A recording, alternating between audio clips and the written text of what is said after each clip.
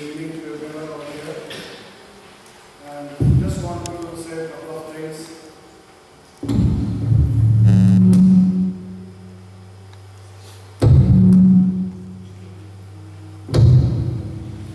Just want to say a couple of things.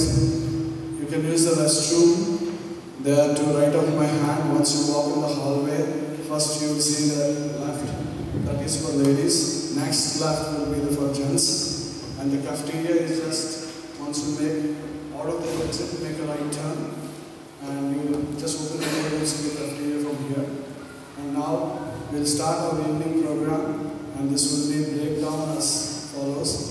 First we'll be having Sir Mohan Ram giving his talk. And later it will be followed by Sister Geetha. And we'll have a break. That is going to be 10 to 15 minutes. And I want everyone to come back as early as possible. So we can start immediately. And after that, we'll have bhajans. And we'll be having the closing prayers. And the two of us are going to take it. I request our devotional coordinator, Bapuji Garu, to please come and welcome Mohan Ram. Sai Ram.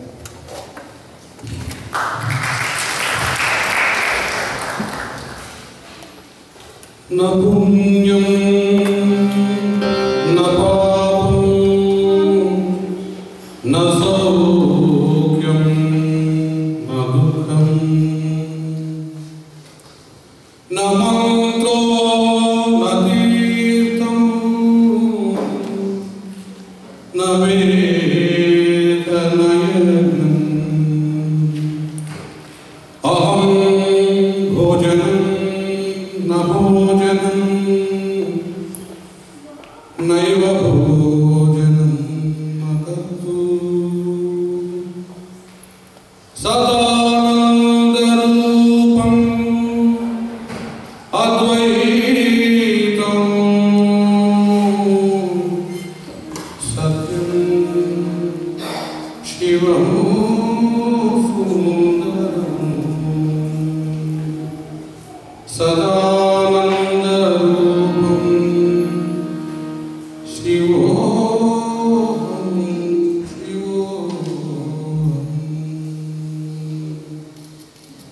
My humble pranams at the lotus feet of Bhagwan Sathya Sai everyone.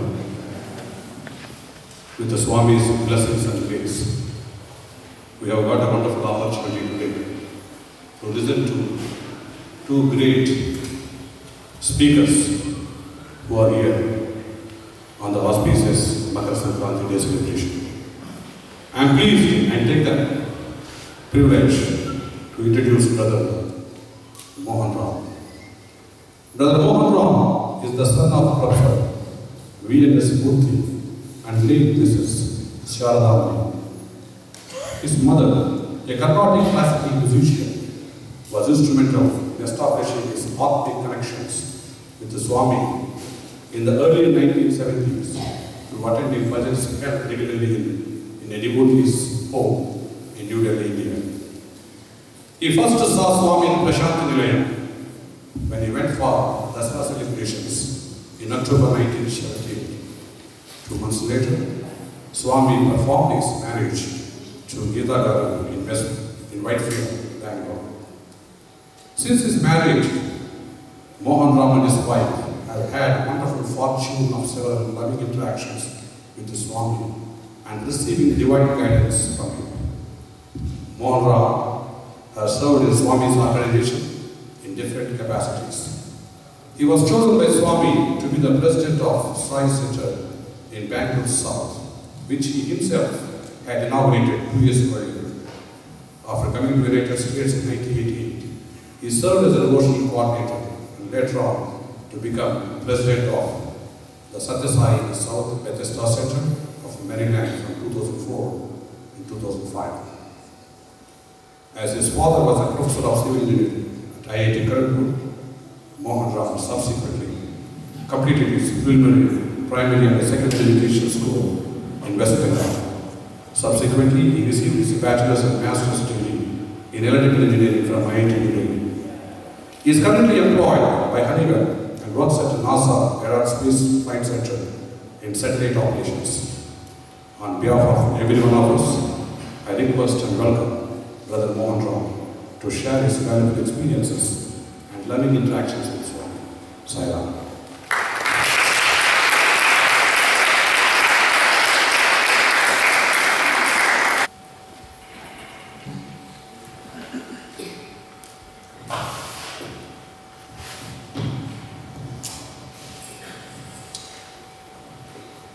I'd first like to offer my loving salutations to our beloved Lord, and hope He'll give me the buddhi and the siddhi to speak to you today. Respected elders, brothers and sisters, of the Sai family, Sai Ram to all of you. When Brother Ravi called me about maybe a month ago to invite us for these celebrations, little did I expect that he would call upon me to speak at the celebrations. I was still taken aback. At the same time, I accepted it without much of hesitation, thinking I would be able to handle it. I am not a great speaker. I have spoken maybe once before, and I wasn't sure later on whether I had done the right thing in accepting his invitation. I thought hard and long about it. Even my wife Geetha also asked me, a little surprised, that why did I accept it? So when I pondered over this question, I realized that this was an opportunity Swami was giving me, and having been showered so much of love and grace from Swami for the past 40 years, it was high time that I spoke something about him and shared whatever little experience that I had. As you all know, I really don't have that kind of extraordinary experiences with Sister Geetha. I shared and will share with you after my talk. But my main focus, I have a few experiences which I'll share with you later, but my main focus will be on what I have learned from Swami through the numerous interactions and also through the discourses and other publications. So I would like to thank Brother Ravi and our President Jannakalari for having asked me to speak here. It's really an honor and privilege to speak in front of all of you. As our devotion coordinator mentioned a short while ago, my mother was instrumental in bringing me to Swami. I was born to parents who were very simple but highly spiritual minded. My mother, my parents were in Nagpur, at that time, she was part of an association, and both of them were very good friends because they were musicians. So our friend invited her to come and attend some Sai bhajans at our home, and my mother very reluctantly agreed because she knew nothing about Sai Baba, and but she didn't want to displease her friend, so she went and attended nevertheless. After attending bhajans, she didn't feel very good about it because, as you know, being a Carnatic vocal musician, the bhajans that were being sung were too simple and too straight, and as you know, Carnatic music has got a lot of nuances, and she didn't very much like what she heard there. She came back and didn't think much about it, but subsequently she got a dream, and this orange-colored robe, Swami's orange hair, appeared to her. When I get to introduction, my mother was a very ardent devotee of Lord Sri Rama, and from very young age she has been prayed. She prays to Rama and all that. So she got a vision of this person, Swami, who appeared in our dream and showed in our palm of hand the same Lord Sri Rama that we worship, saying that I am the same one and Lord Rama that you worship. There is no difference between me and Lord Sri Rama. And this happened consecutively on 3 days. So after a while, she sort of got a message that I certainly need to take a little more interest. And her friend gave her a book to read and all that. And so she started reading and developing a little more faith in Swami. And subsequently they moved to Nagpur, and because at this time I was studying in Delhi. I was studying IIT at that time, in the final year, and my parents moved from Nagpur to Delhi. And they were attending bhajans there in a devotees' home. And you know, at that time, it was a time when Swami used to manifest things like kumkum and vibhuti pendants in devotees' homes on pictures. And a lot of miracles happening, and my parents were attending that. So I, along with them, started attending those bhajans without knowing much about him. But I started liking the bhajans, so I started picking up some bhajans and writing. But it wasn't until almost 98, that is when I started working in Bangalore, that I really attending their bhajans there in Bangalore. And in October of 78, first time I went to Prashanti Nilayam and saw Swami. I basically literally lived in a shed during this entire Dasara days. You know how the shed in those days are behind the round building. And I heard his discourse and basically came to know something about Swami. So I was very much excited at the fact that his discourse was so powerful, though I understood very little about it. As you know, the translation those days, though it was very difficult to understand, because Swami used to speak so fast, even the translator was finding it difficult to cope with that translation. So anyway, I was very much impressed when I first visited the Swami. And then, 2 months later, I suddenly got married without, it's like a scoop. How I got married is a different story. I don't want to get into it because I would like to cover something else. But my marriage was a very unique and very different way in which it took place. Geetha and I had not seen each other. So if maybe Geetha, she has the time, she may speak, I think I've already heard of her. So let me move on. After this marriage, I'd like to say something about my teachings about Swami, how I got impacted. And I do not think any previous avatar or sage or scripture has shown such a clear and detailed roadmap in layman's language how we can progress from the human to the divine, as our Swami has done in the 21st century. Our Swami has not only conveyed the essence of the Upanishads, the Vedas, the Ramayana, Mahabharata, in such layman's terms, also has given new meaning and interpretations in these scriptures through numerous illustrations. People of all ages, regardless whether it's a small child or a youth or adult, are all covered. Now, in terms of what impact Swami has had on my life, to most of us who have believed in the existence of God and have some faith in Him, it raises us to a new level of awareness. At least personally, I felt He made us aware of who we really are, what our priorities in life should be, what the goal of human life should be. And what is our goal? If you really look at it, is to realize God through human worship. What's our priorities? God first, others next, and yourself the last.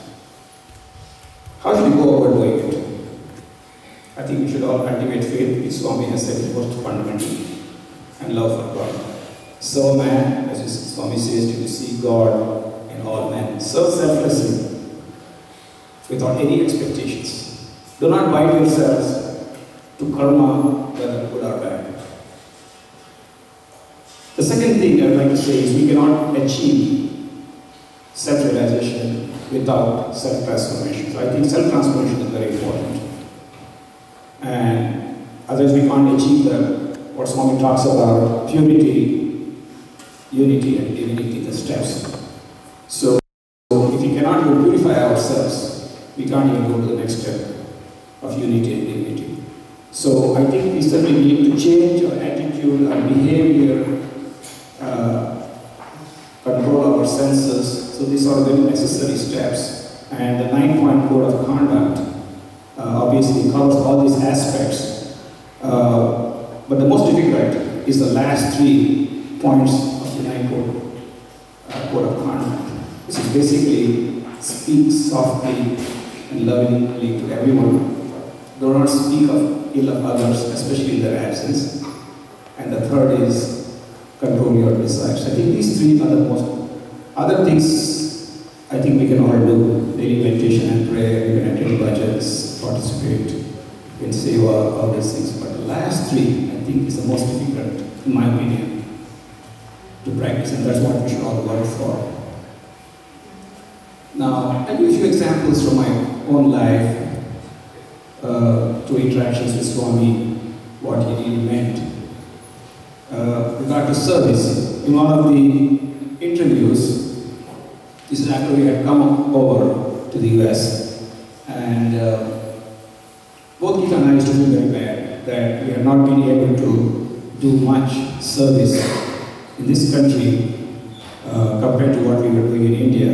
We had more opportunities, somehow we felt, and we were not able to do. So I mentioned this to Swami in one of our interviews, saying, Swami, I really feel bad, I'm not able to do as much as I would like to. And then, you know what Swami said? He said, whatever activities, Baba, you are engaged on a daily basis, whether it's at home, office, or anywhere else, is seva, provided you offer that to God in the form of worship. For example, you're cutting vegetables. Don't just cut vegetables. Think of it as you are slowly slicing away your ego and offering it to the Lord.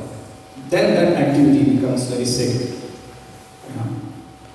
So we need to carry out seva with that kind of attitude in mind.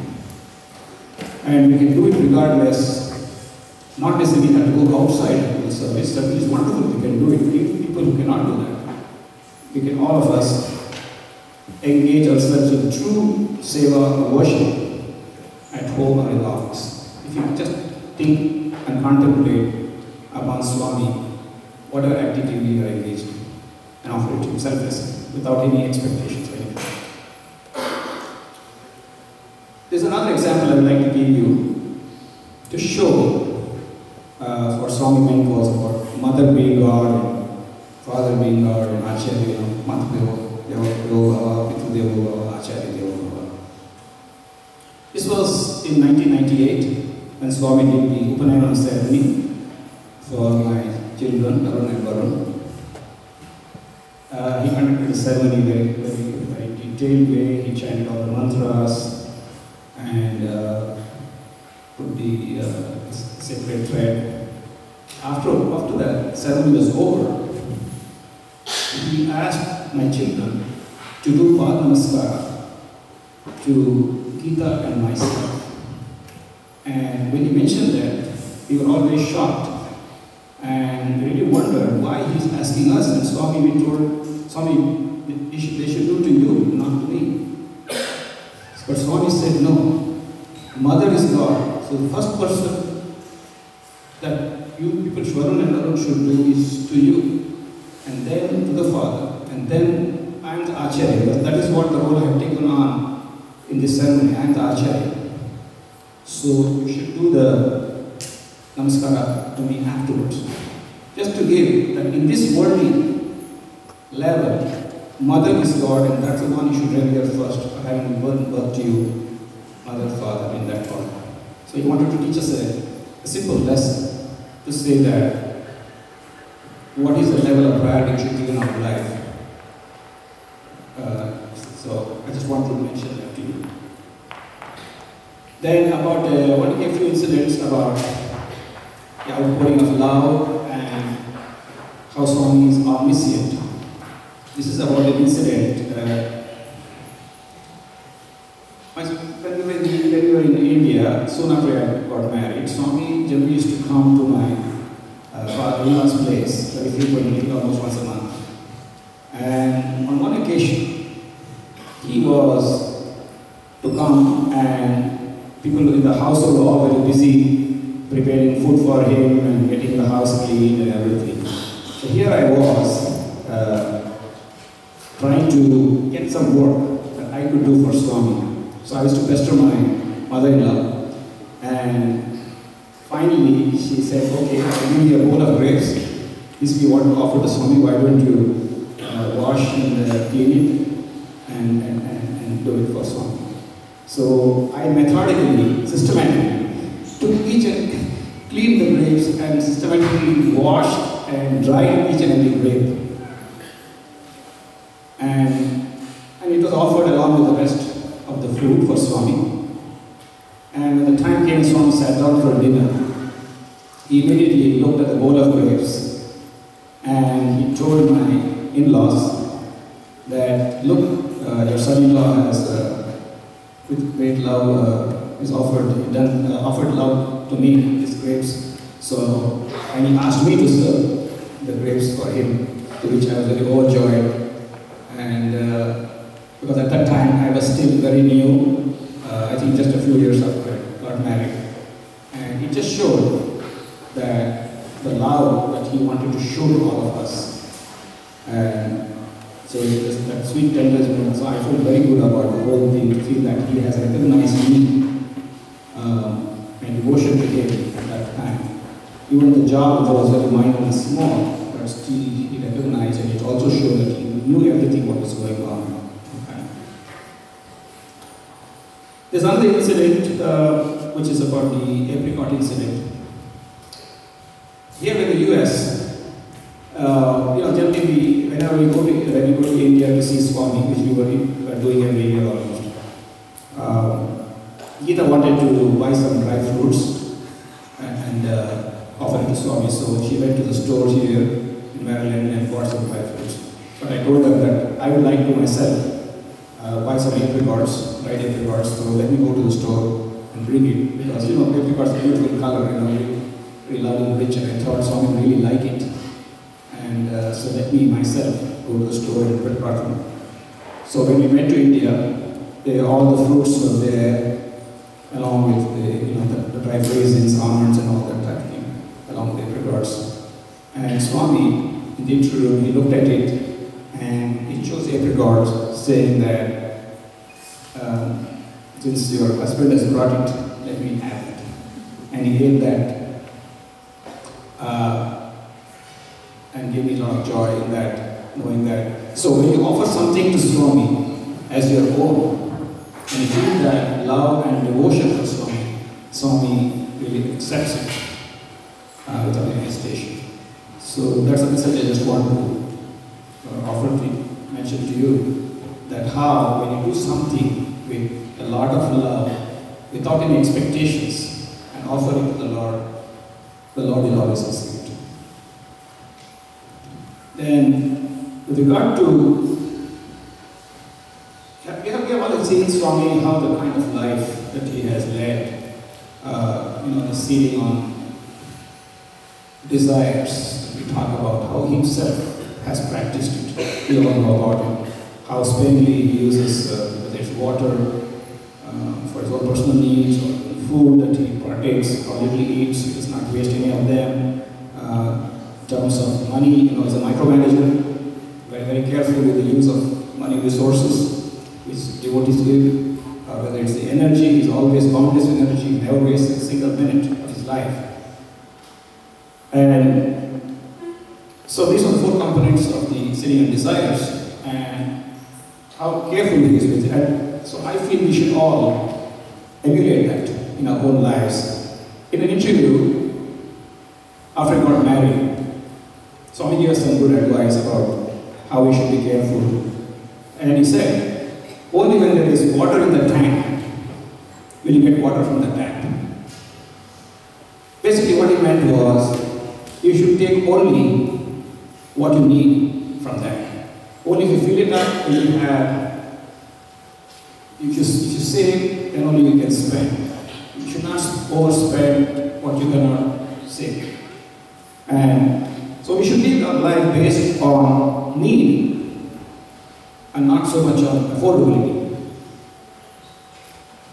And I believe that affordability is sort of not in consonance with the seeking and desires. Because if we live a life of affordability, that will not to say that we are not necessarily, first of all, utilizing the resources in an optimal fashion. And we're not practicing the spiritual discipline which Swami expects us to. So I think affordability is something that we have to be careful when we think just because we have money in the bank, it doesn't mean that we can just go and spend it. Be careful how we use the resources.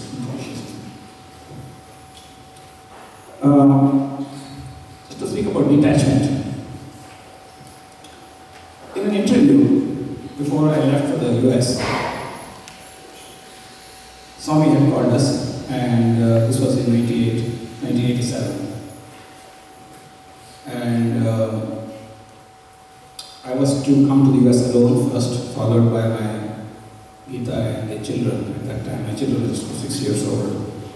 And it was, as it is difficult for me to come here to the US alone, I had to look for a job.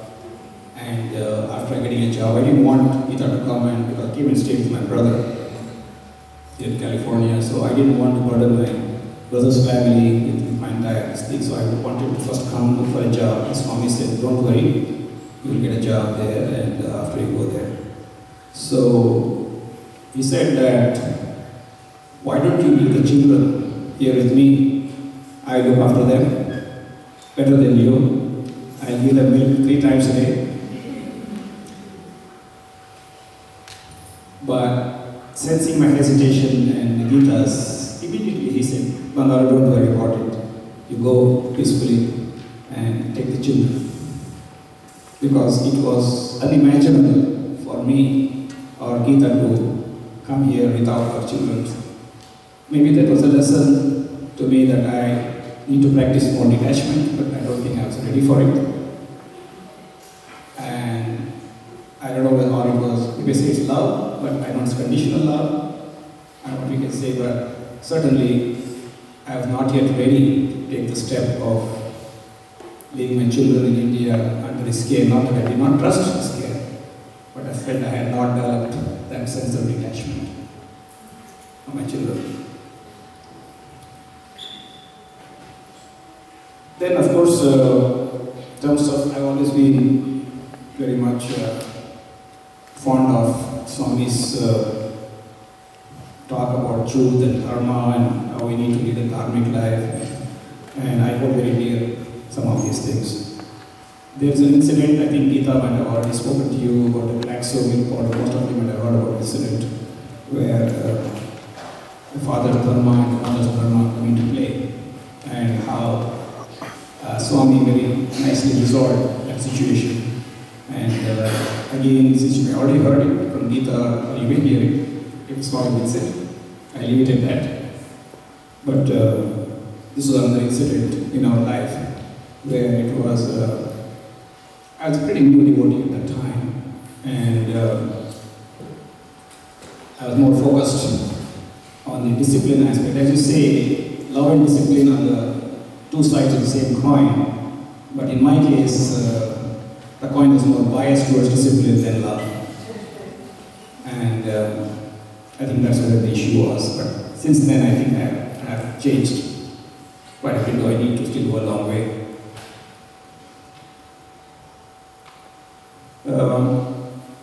So this is some of the things.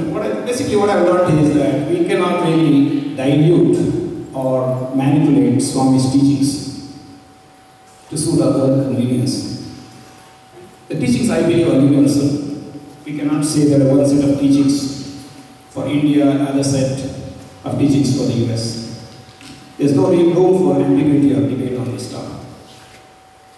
Sometimes as study circles sometimes have a tendency discuss Swami's teaching as a kind of a debate for and against kind of a thing. Instead, I think we should try to explore the different facets of Swami and understand what it really means, rather than trying to say Swami did not say this or did not say that, try to see loopholes in his teachings. So we may not be able to practice everything that Swami says, but whatever we practice, we need to make start effort. I think we are all in this spiritual journey. We start. And so I don't want to take too much of your time because I know you're all waiting for Geetha. So I just like to end my talk by wishing you all a very happy Pongal. And also just quote Swami. Sir Dog said, "The year is new and the day is holy when you sanctify it by spiritual discipline, not otherwise." Sai Ram, and thank you all.